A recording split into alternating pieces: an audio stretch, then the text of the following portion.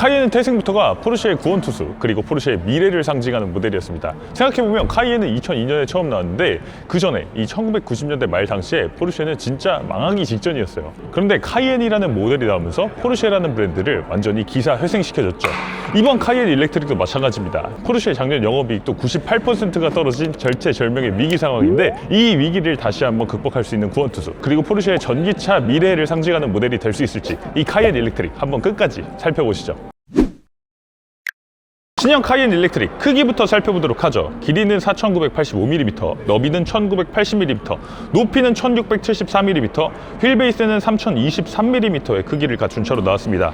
이전 3세대 가솔린 모델 대비해서 길이는 55mm 더 길어졌고요. 휠베이스는 128mm나 더 길어졌습니다. 이 마칸 일렉트릭과 함께 아우디와 포르쉐가 공동으로 개발한 PPE 플랫폼을 사용하고 있기 때문에 이 휠베이스는 늘리고 그리고 앞뒤 오버행은 줄인 이 전기차 특유의 디자인을 해놓은 것도 볼 수 있어요. 마칸 일렉트릭 얘기를 하니까 약간 마칸스러운 느낌이 들긴 하네요. 이 전기차 시대가 되면서 카이엔 특유의 그 폭력적인 느낌은 좀 많이 사라진 것 같아요. 일단 그릴이 없어졌습니다.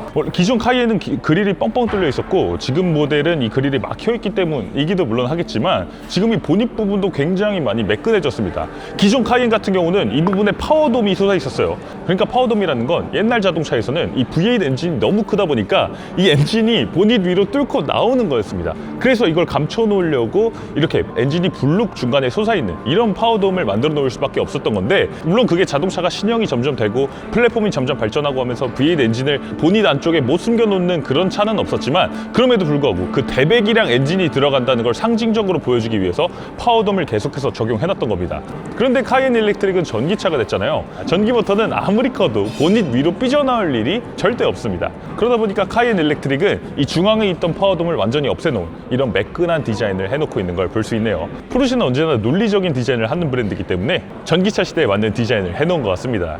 자, 그럼에도 불구하고 지금 이 헤드램프에서부터 블룩블룩 솟아있는 이 쌍둥이 형태의 파워돔 이것만큼은 포디하지 않고 이 양쪽으로 솟아오르게끔 만들어 놓은 걸 볼 수 있네요. 자, 그리고 지금 헤드램프도 바뀌었습니다. DRL 자체가 약간 푸른빛이 도는 4포인트 DRL이 들어가 있어요.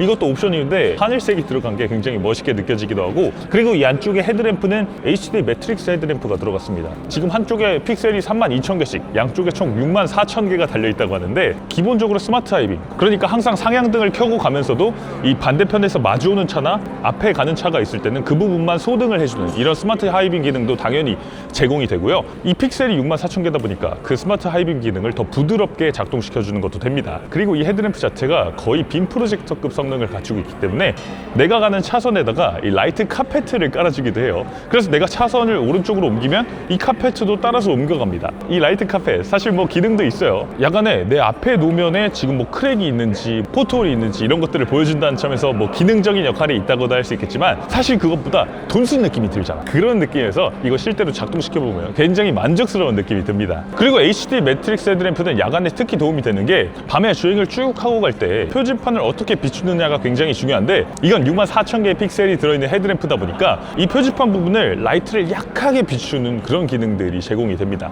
그래서 이 헤드램프는 진짜 기능적으로 훌륭한 헤드램프가 들어왔다고 할 수 있고요. 저는 카이엔 일렉트릭을 산다면 이 HD 매트릭스 헤드램프 옵션은 무조건 넣을 것 같습니다. 그리고 일단 이 눈매 자체가 조금 더 얄쌍해졌어요. 기존 카이엔은 확실히 물방울 형태의 헤드램프였잖아요. 더 이상 물방울 형태라고 할 수는 없을 것 같아요. 위아래로 조금 더 납작해진 이런 형태를 갖추고 있습니다. 포르쉐 963 하이퍼카 그리고 타이칸에서부터 시작된 이 4포인트 DRL도 얇아지고 넓어진 이런 헤드램프와 DRL이 장착된 것도 볼 수 있습니다. 자, 그리고 아래쪽에는 911 GTS에 들어갔던 것과 같은 액티브 에어플랩이 장착되어 있습니다. 그래서 이 모터나 배터리 냉각이 필요할 때는 이렇게 열렸다가 필요 없을 때는 이게 닫히는 이런 형태의 액티브 에어플랩이 장착되어 있고요. 사실 이 형태를 놓고 보면 위쪽과 완전히 대조가 되죠. 위쪽은 전기차 시대를 상징하는 디자인 그래서 전체를 깔끔한 면으로 처리를 해놓은 반면에 액티브 에어플랩은 좀 과격하게 처리를 해놓고 있어서 전기차지만 우리는 냉각이 많이 필요한 차야 이런 것들을 상징적으로 보여주는 것 같은 그런 디자인을 해놓고 있습니다. 일반 모델에선 조금 더 깔끔했어도 좋았을 것 같은데 아무튼 이렇게 마치 아가미를 벌린 것처럼 열리고 있는 것도 아주 독특한 포르쉐만의 액티브 에어플랩 형상이라는 생각이 들어요. 그리고 중앙에는 레이더 센서 하나도 장착하고 있어서 앞차와의 차간 거리를 파악할 수 있도록 도와주고 있고요. 물론 이 전방 레이더뿐만 아니라 이 양쪽 측면에도 총 4개의 레이더가 더해져서 총 5개의 레이더가 들어갑니다. 그리고 위쪽에 장착되어 있는 카메라까지 합쳐서 이 카메라 하나, 레이더 5개를 이용해서 운전자 보조 시스템까지 제공을 해요. 카이엔 일렉트릭 측면도 살펴보도록 하겠습니다. 기존 가솔린 모델 대비해서 휠베이스가 128mm가 늘어났습니다. 조금 더 전기차답게 이 실내 공간을 확대한 그런 측면 실루엣을 갖추고 있고요.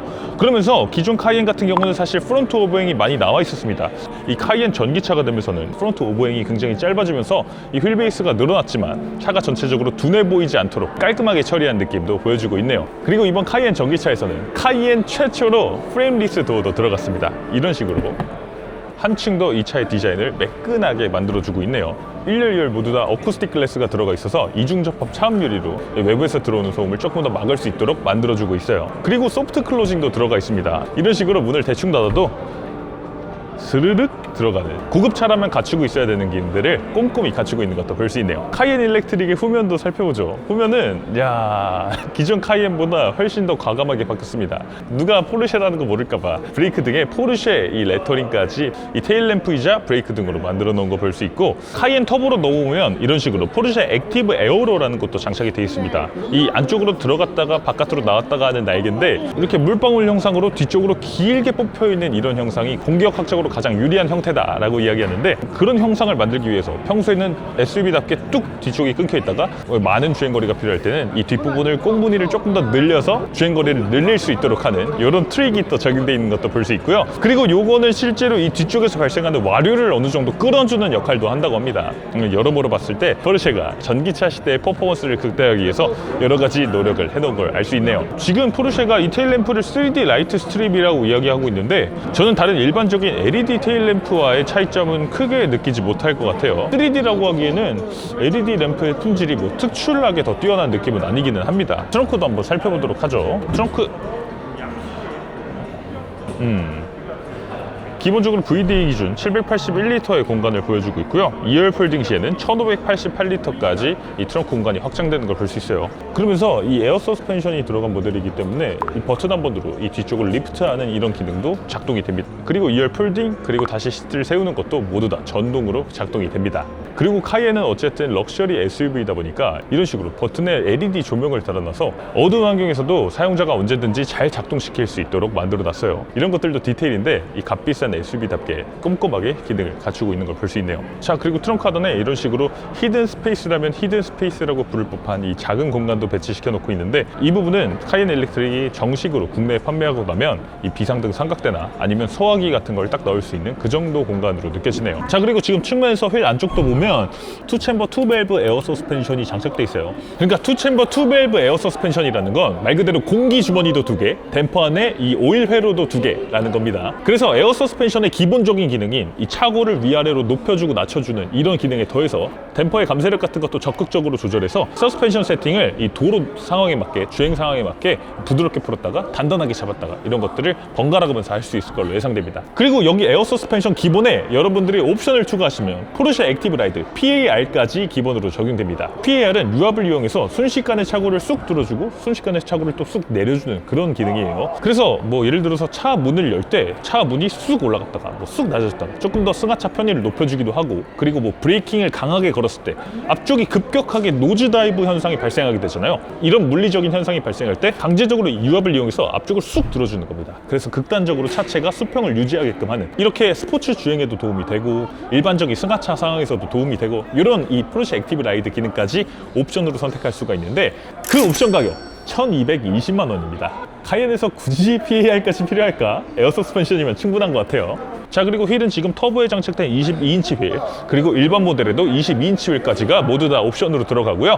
기본 모델은 20인치부터 시작입니다. 지금은 에어 서스펜션을 저희가 올리고 내리고 할 수 없어서 자세한 내용은 더 보여드리지 못합니다만, 지금 서스펜션이 가장 아래까지 내려가 있는 단계인데, 이 상태에서는 SUV랑 세단의 그 중간 단계, 그 크로스오버 정도의 이 높이를 보여주고 있네요. 기본적인 높이 자체가 일반 가솔린 모델 대비해서 더 낮아졌어요. 자, 2열도 들어와 보도록 하겠습니다. 지금 휠베이스가 128mm가 늘어났거든요. 휠베이스가 이만큼 늘어났다는 건 그만큼 실내 공간을 더 많이 확보를 했다는 뜻이기도 한데, 지금 레그룸이 한 주먹 2개 반 정도가 들어갈 법한 한 이 정도의 이 널널한 공간을 보여주고 있습니다. 제가 이거 손 쫙 펴면 한 15cm 정도 되거든요. 그래서 레그룸이 지금 그 정도로 여유로운 모습을 보여주고 있습니다. 이 휠베이스가 128mm 늘어나면서 확실히 그 늘어난 만큼 실내 공간을 더 확보해주고 있는 걸 볼 수 있어요. 진짜 2열에 자녀분들 다 태우고 패밀리카로 쓰기에도 여유로운 공간이라는 생각이 드네요. 자, 그리고 2열 레그룸도 굉장히 넓어졌지만 지금 파노라마 썬루프가 장착돼 있어서 이 헤드룸도 조금 더 탁 트인 느낌이 들어서 이런 것들도 굉장히 마음에 드네요. 그런데 이런 부분들은 조금 아쉽죠. 이 2열의 암레스트를 내렸을 때 이쪽에 컵홀더 2개를 놔두는 거 말고 뭐 별다른 기능을 제공해주지 않고 있습니다. 이 2열 뒤쪽에서 기능을 조작한다든지 뭐 음악을 뭐 틀어놓는다든지 여전히 2열 승객들을 위한 이런 별도의 조작 장치 같은 걸 제공해주지 않는 건 조금 아쉽네요. 이 차의 가격을 생각하면 아쉽게 느껴지기는 합니다. 자, 그리고 이런 식으로 이 가운데 시트만 폴딩해서 긴 짐을 넣거나 뭐 아니면 트렁크에 있는 짐을 이렇게 주행 중에도 이렇게 막 빼서 확인하거나 이런 것들도 가능하게 됩니다. 이 4대2대4 폴딩을 적용하고 있기 때문에 이런 것들이 가능한 거죠. 이런 식으로 전동식 리클라이닝도 제공돼서 이렇게 완전히 바른 자세로 2열 승객이 갈 수도 있고요. 이렇게 부드럽게 내가 원하는 각도로 시트를 뉘어서 조금 더 편한 자세로 갈 수 있습니다. 시트를 가장 뉘면 이 정도 자세가 돼요. 뭐 그렇게까지 발라당 놓는 자세는 아닙니다만 그래도 이렇게 승객의 원하는 자세에 맞춰서 이 시트를 조절할 수 있다는 거, 이런 것들은 장점으로 느껴지고, 앞으로 시트를 좀 더 밀어서 이 트렁크 공간을 조금 더 확보할 수도 있어요. 자, 그리고 포르쉐와 아우디가 공동 개발한 PPE 플랫폼, 이 전기차 전용 플랫폼을 적용했다고 하는데 지금 2열에서는 여전히 이렇게 센터 터널이 올라와 있는 것도 볼 수 있습니다. 왜냐면 배터리를 극대화해서 넣기 위해서 이 센터 터널 부분까지 꽉 탑재했기 때문이죠. 그래서 2열 공간이 약간 4인승 SUV라고 봐야 맞을 것 같아요. 카이엔 일렉트릭 1열도 살펴보도록 하겠습니다. 카이엔 일렉트릭의 이번 하이라이트는 곡률로 이루어진 이 센터 디스플레이라고 할 수 있어요. 이름이 플로우 디스플레이라고 하는데 말 그대로 이렇게 위에서 아래로 흘러내리는 것 같은 디자인을 해놨다는 뜻이죠. 이렇게 디스플레이 곡률을 만들려면 OLED 패널이 들어갈 수밖에 없는데 갤럭시 폴드 이렇게 접어놓은 것처럼 이런 형태의 디스플레이가 적용된 차는 또 처음 보는 것 같습니다. 제가 사실 카이엔 일렉트릭이 처음 인터넷에 공개됐을 때부터 카이엔 리뷰를 많이 올려드렸었는데 그때 걱정됐던 건 운전을 하다가 이 디스플레이를 봤을 때 위에서 햇빛이 내려졌을 때 이 디스플레이가 좀 이 곡률 때문에 빛이 반사되거나 그런 게 있지 않을까라는 우려를 했었는데 지금 실제로 이 차에 앉아서 이 위에서 지금 LED 이 핀 조명이 내리쬐는 상황에서 이 차 안에 들어와서 이 디스플레이를 봤을 때 그런 느낌은 일단 전혀 없습니다. 이 OLED 패널 자체가 굉장히 선명하고 이쪽에서 보나 이쪽에서 보나 어느 각도에서 보나 항상 일정한 선명도를 내주고 있기 때문에 우려했던 이 빛의 곡률에 따른 반사 문제는 일어나지 않는 걸로 보이네요. 자, 이런 식으로 작동이 됩니다. 그래서 위쪽에는 뭐 이 카이엔 차량 상태라든지 아니면 내비게이션 같은 것들을 이런 식으로 띄워놓고 사용할 수 있고요. 이 아래쪽에는 항상 이런 식으로 이 스커클 형태로 디자인이 된 위젯 같은 것들이 제공이 돼서 내가 자주 사용하는 버튼들은 이렇게 손목을 여기 거치한 상태로 조작할 수 있도록 만들어 놓고 있어요. 자, 일단 그래서 이 플로우 디스플레이가 들어간 게 다른 어떤 차들에서도 본 적이 없는 디스플레이다 보니까 확실히 조금 더 고급스러운 느낌이 들긴 하는데 사실 이 조작감의 특별함이 많이 사라졌다는 그런 아쉬운 마음은 듭니다. 그러니까 럭셔리 자동차라고 하면 원래 다른 차들에서는 쉽게 비용을 들여서 할 수 없는 그 버튼의 조작감이라든지 물리 버튼 하나하나의 소재 이런 것들이 굉장히 중요했었는데 이제는 터치 디스플레이가 되고 나니까 일반적인 대중 브랜드하고 비교해 봤을 때도 이 패널을 조작하는 감각이 똑같다는 점에서 이 스페셜함이 좀 떨어졌다는 게 저는 못내 좀 아쉽게 느껴지기는 하네요. 그럼에도 불구하고 이 아래쪽에 공조장치 버튼 같은 것들은 여전히 물리 버튼으로 남겨두고 있어서 이 포르쉐 특유의 클릭하는 이런 조작감들을 살려놓고 있기는 합니다만 그래도 저는 포르쉐라면 이렇게 디스플레이 일변도의 실내보다는 조금 더 예전처럼 이 물리 버튼이 많고 이 물리 버튼 하나하나의 소재가 고급스럽고 이런 것들이 더 잘 어울리지 않나 라는 생각이 들기는 하네요. 이렇게 지금 검정색으로 테마를 해놓을 수도 있지만 이것들의 컬러를 바꿀 수도 있습니다. 그래서 이 테마를 이런 식으로 누르면 이렇게 분홍색을 누르면 이 위젯이 전부 다 분홍색이 되기도 하고 초록색, 파란색 내가 원하는 테마를 선택할 수도 있습니다. 그래서 분홍색을 누르고 홈으로 나가보면 이런 식으로 이 테마가 바뀌게 돼요. 아직 한국화가 돼 있지 않기 때문에 정확히 우리나라에서 어떤 기능이 되는지는 알 수 없습니다만 이렇게 앱센터 센서 같은 기능도 제공을 합니다. 그래서 이제 아우디랑 포르쉐가 공동 개발한 PPE 플랫폼부터는 도메인 아키텍처가 적용이 돼요. 이 기능별로 하나의 컴퓨터가 담당을 하는 이런 아키텍처가 적용됐다 보니까 이 앱센터에서 다양한 서드파티 앱들을 다운받을 수 있도록 또 만들어 놓고 있어요. 우리나라에 들어왔을 때는 어떤 앱들이 제공될지 이런 것도 좀 지켜봐야 될 것 같습니다. 자, 그리고 이런 식으로 어쨌든 달리는 성능이 가장 중요한 차다 보니까 스포츠 크로노 기능도 제공을 해주고 있습니다. 뉴 레코딩을 누르면 스타트 라인과 피니시 라인을 정해서 나만의 트랙을 만들 수도 있고요.